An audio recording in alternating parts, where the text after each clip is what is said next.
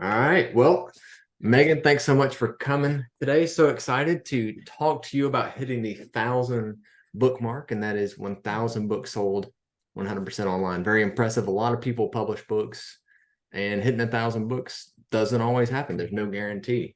So I hope you are as proud of yourself and excited as we are for you. Super stoked, and thanks for sharing about what you do.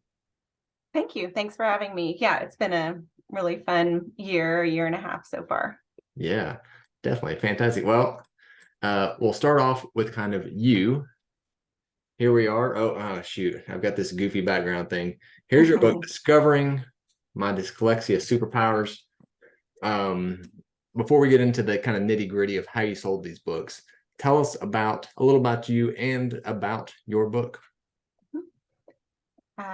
Well, I live in Kansas City. I'm an occupational therapist. I have worked with children with dyslexia, but the real reason for this story is that one of my twin boys has dyslexia. And so about 2 years ago, we went to the library, our local library, to find a children's book about dyslexia. And the one we found had a child that looked like they were in pain, and it looked like they had a headache, and the whole book talked about struggles and difficulties, and we didn't even read the whole book. And my boys said we should write an encouraging book. So I said yes, we should, but inside I thought I have no idea how to do that.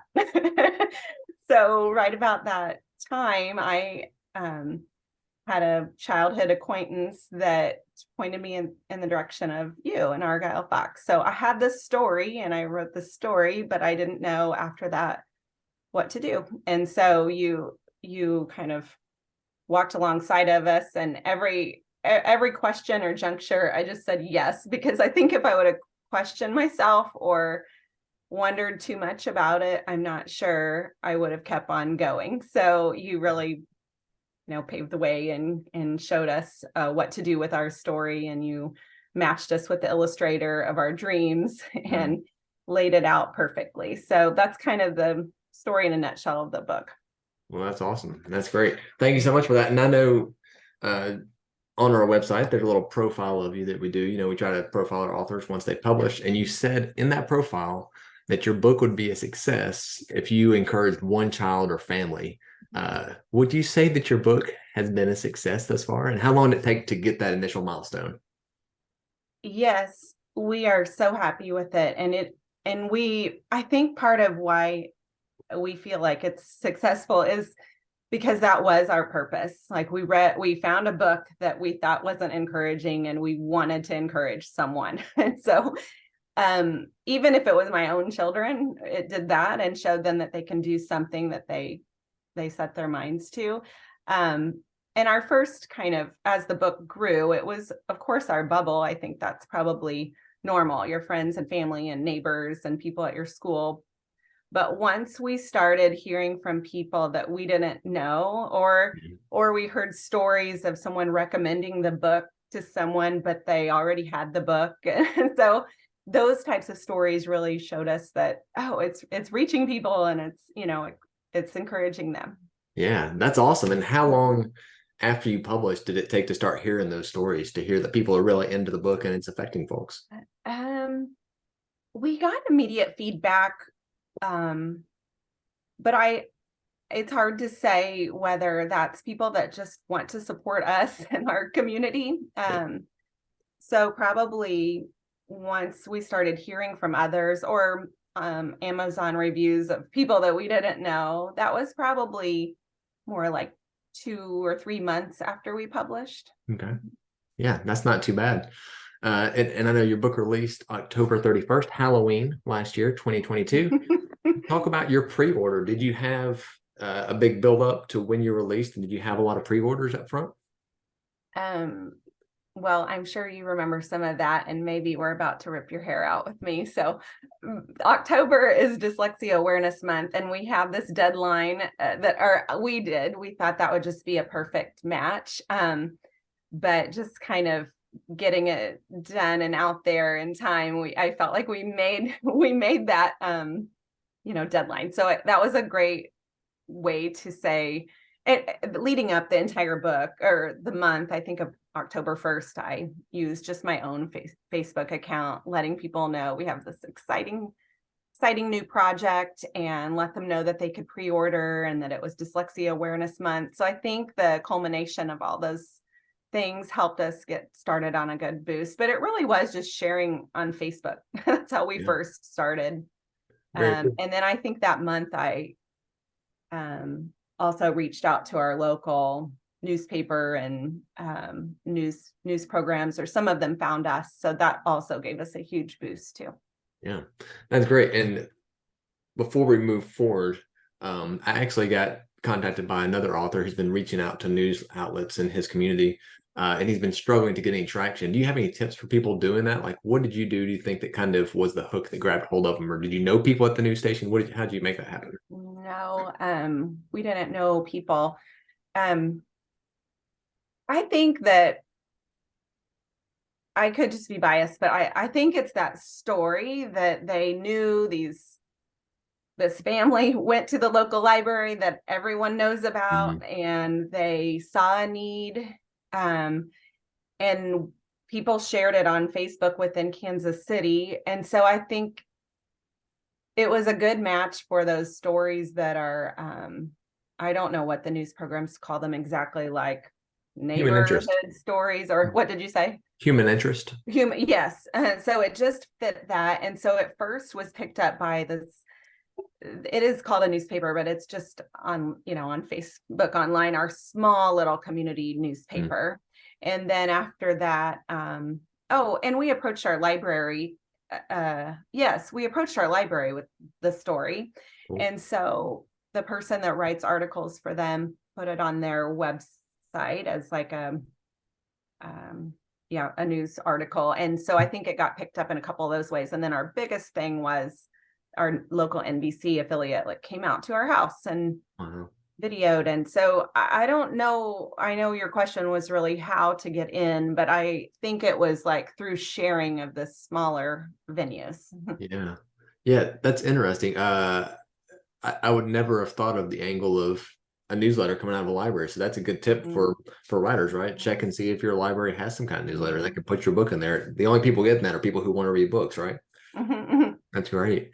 And I don't want to say that, I should say many things that I've tried have not worked. I have sent books to the Today Show and Kelly Clarkson because she has a child with dyslexia, and they get returned. So I'm still working on it, but many things that I have tried, I haven't, it's not that just everything I've tried worked. So I think the more you try and the more ideas you have, it's just really time, I think, time or whatever it costs to send a book somewhere. I guess that would be, I'm free to give out books because I think the more that we can spread our story, one is if you have something you want to share, but two, I think the more people that have it, the more people are likely to buy it as well or share. Yeah, definitely. Yeah, because that person's going to have somebody at their house that's going to look at it and say, oh, that's cool. I need a copy of that. And then, yeah, I've always said that giving away books is a great way to sell books. Now, how did you end up on the news program?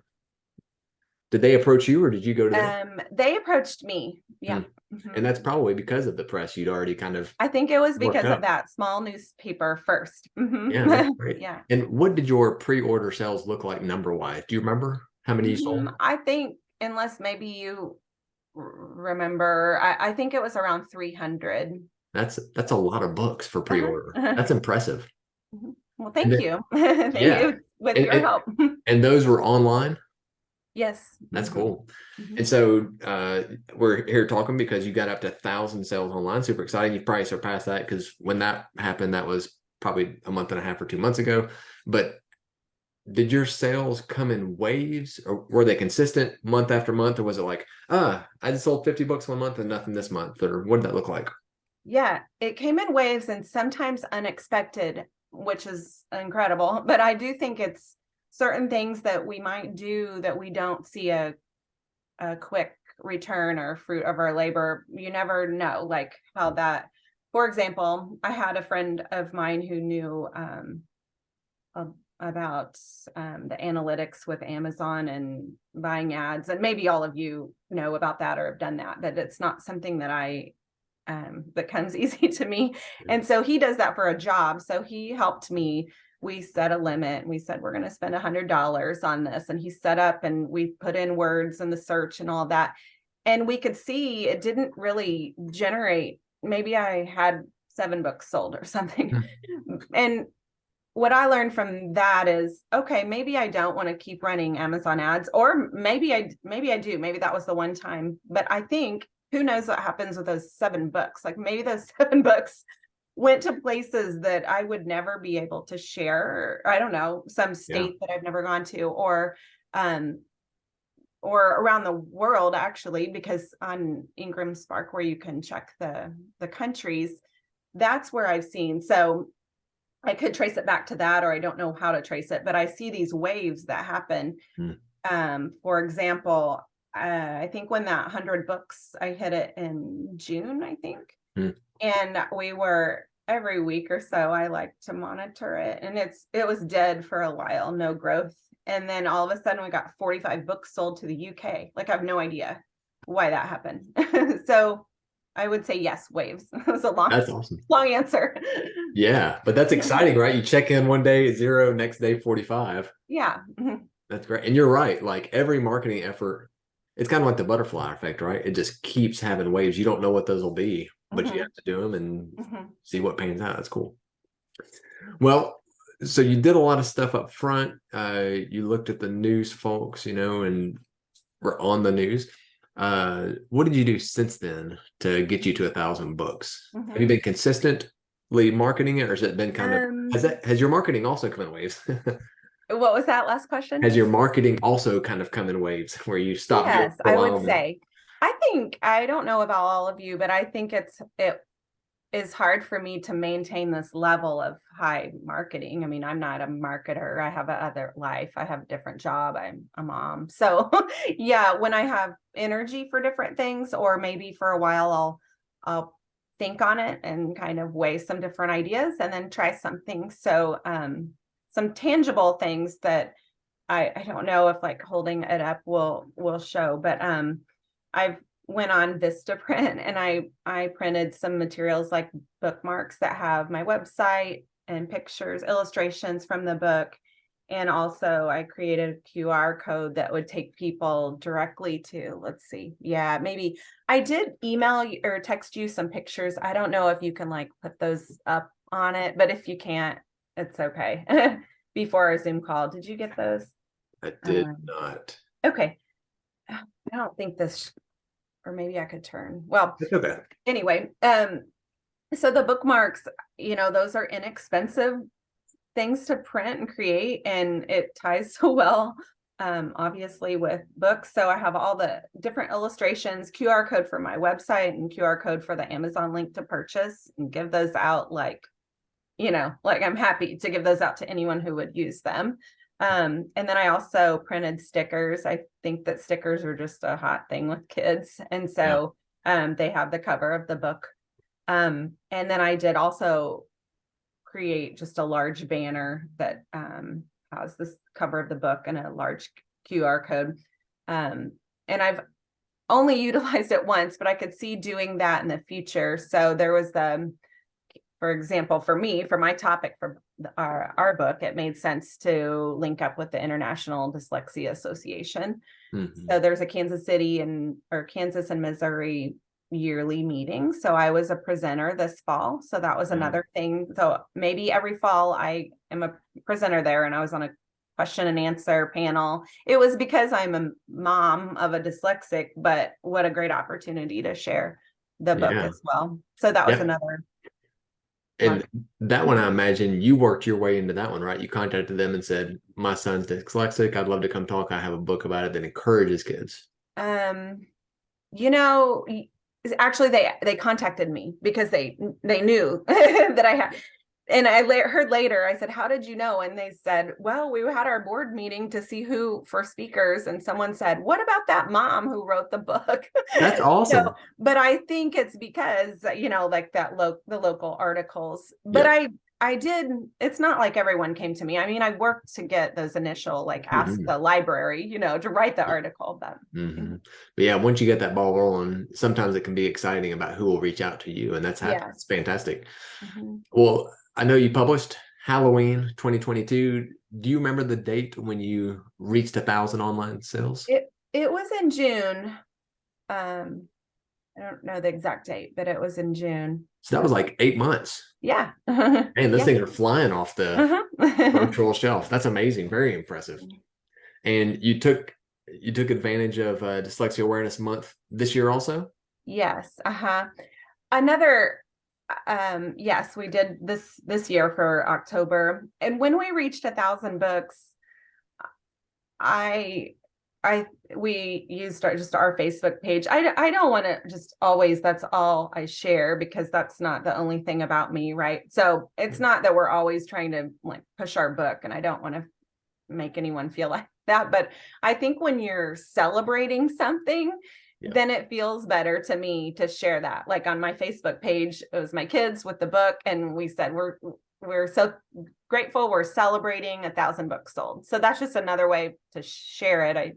I think in Yeah. the way that feels comfortable for me. Yeah. Well, it's a natural way, right? Hey, we met Yeah. this milestone and it's because of a lot of you guys, but if it's not, go get a book. Yeah. Yep. Hmm. That's fantastic. And so what would you say to someone, yours took 8 months to hit 1,000, which is wow, that's amazing. Super exciting. What would you say to someone who published months ago, years ago, and isn't even getting close to 1,000 and just feels like giving up? Um, I I would say don't give up if you believe in your book. I think that the world like, there's just so many opportunities. It's limitless. I don't do a lot on Instagram. I'm like, oh, well, maybe that's a new area I can Mm. start making connections. I really believe in building relationships. It's the relationship that, oh, you are an influencer, and whatever makes sense maybe for the authors that are on this call, like whatever their topic is, maybe they want to partner with someone who is in that same space. So for me, I want to find the people that are movers and groovers in dyslexia and Mm. partner with them and see what can come from the relationship.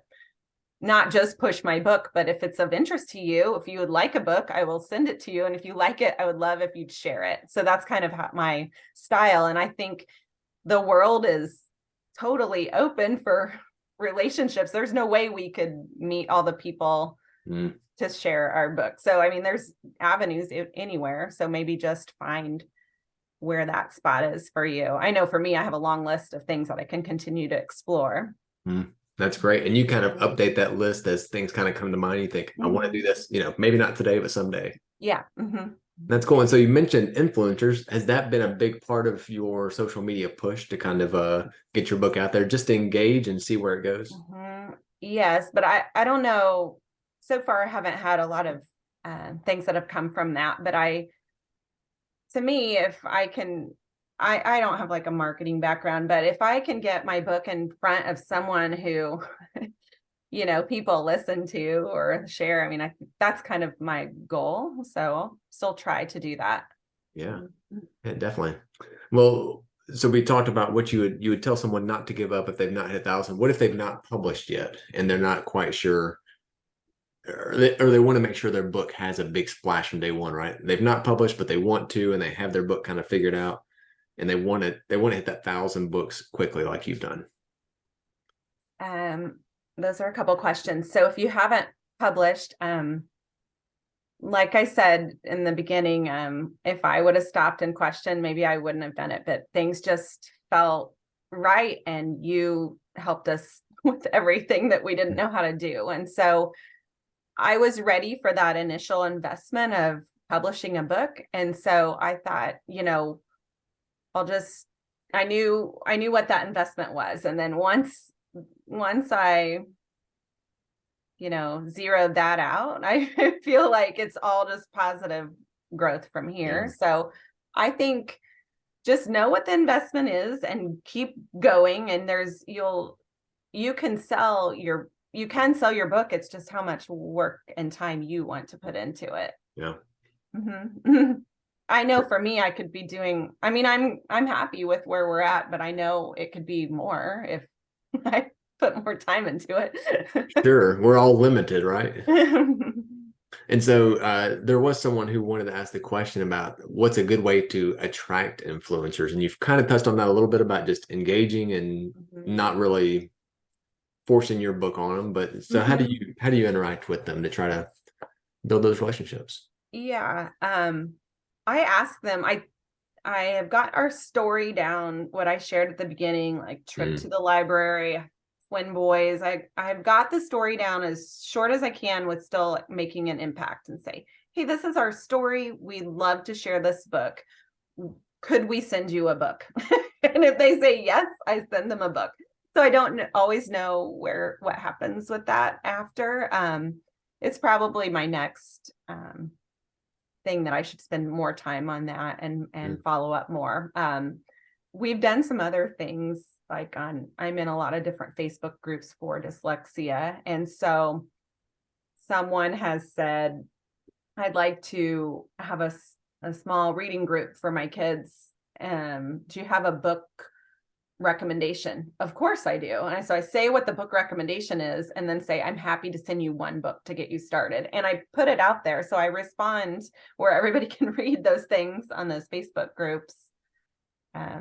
Cool. Yeah, that's great. That's great. And then someone also was wondering what social platform has worked best for you. It sounds like you've been exclusively on Facebook. Is that right? I really have, but I think it's just because that's what I was familiar with. So I started at Instagram just for this book, but I don't do a lot on it. Yeah.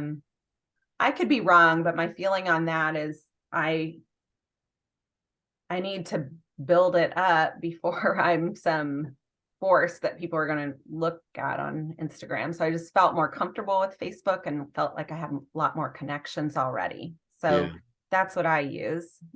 Yeah, that's interesting. Yeah, because there is something about being present there already and already kind of having friends and connections and stuff instead of starting from scratch. And because these people on Facebook, most of them know you personally, initially at least, right? And so you don't have to. When I say Facebook, yes, personally, but then in the groups. So in like dyslexia groups for professionals or occupational therapy entrepreneurs or parents of dyslexics. So that's where most of the growth has come. And I still, like, if I see anyone ask anything that could be related to this book, I answer in the message. We'd love for you to consider our book, and then the link to Amazon. So that's where I think most of, and then other people that see that, not just the person I responded to. I think that's where a lot of the sales are coming from. Yeah. Yeah, that's great. Those groups, because you have your audience right there, right? These are other parents and kids that are living with this. A target audience. So I don't know, it would be hard for me to say what that target audience is for everyone's book, but I think finding the small target, you don't just need everybody to know about your book. You need a small target of who's gonna, the audience that really wants to read that book. Yeah. And then also have that concise explanation. Your story, you said, right? We went to the library. The book we got was a flop. And so this is what I've created as kind of the solution. So what about in-person sales? How has that gone? And where have you sold books in person? Actually, it was only at that dyslexia awareness conference. And it was okay. But again, I think what could come from that, I think, is even the better thing. I don't know if maybe I sold 15 or 20 books, but what comes from that, the people saw me and maybe a bunch of people took my bookmark. I don't know. So I think that is more just present. Like, I didn't mind if I didn't sell a book. I had my display and, I was happy to share our story. And with that, this is more of a tangible, I printed out all of our interviews. It's basically 3 interviews: our local NBC affiliate, that small town newspaper, and the library article. And I printed them out so it looks like it's in the newspaper, and made big poster boards and our pictures on there. And so that's part of my display or something. So people kind of get drawn in and want to read, like, what is this all about? And so I think the personal story is important as to why you wanted to write that book. Yeah, and the story resonates with people, right? If you've been to the library and have kids with dyslexia, you know this pain. Yeah, that's great. So now that your book has hit 1,000 sold online, which is quite a leap from I would like to affect one child or one family. I mean, that's amazing. Now that you've hit that landmark, what are your goals for the book moving forward? Yeah, we I don't know if I probably should set a specific number, but we don't necessarily talk about that. We really just celebrate when we've hit benchmarks. I mean, our next big number would be, 2,000 books. Yeah. But I think I look at it more like, how many people can I tell about this book? And then what happens from that is like a cherry on top. So I just keep, like you mentioned, this list. I give people the book, I share about the book. And I don't know, maybe, I mean, I don't mean to be just I think because it's such a personal story and we did struggle and it was not a good situation. We are just so thrilled at where we are now. And we really want people to hear these encouraging words. So yeah. I don't know if that's I mean, of course I want to be a successful author, of course. But we really just want people to read this book and be encouraged. Yeah, that's fantastic. Well, is there anything that we haven't touched on that you think would be helpful for folks as they're looking to reach that 1,000 book milestone? I've made a couple. I think looking back, I'm glad you asked me. So thank you for asking me. It's giving me a chance to analyze and kind of think through what we have done, because sometimes I think you lose track of like, well, where have I come from? And you're sometimes get stuck into, I wish this was happening, or I wish more books were flying off the shelves. And when I had this chance to look back, like, oh yeah, we did do those Amazon ads. And yes, I made my first website. I don't know how to do that, but I made it, and it has all of our, news articles in it, and can refer people to Amazon. I mean, I have learned a ton. We have made connections with people that we didn't know and have encouraged them and learned from them. So I think looking back to see what you've done and what the accomplishments you've made it through and how you've grown is just a positive thing to remember, and that there is a wealth of opportunities to market your book. Like, it's kind of endless, in my opinion. Yeah, definitely. Well, fantastic. Well, thank you so much for sharing. I hope that everybody finds it super useful, and I look forward to hearing about everyone else hitting 1,000. And Megan, I look forward to you hitting 2, 5, 10,000. Thank you so much. Thank you. Thank you for everything you've done to help. Glad to do it. It's been a pleasure. Have a great day.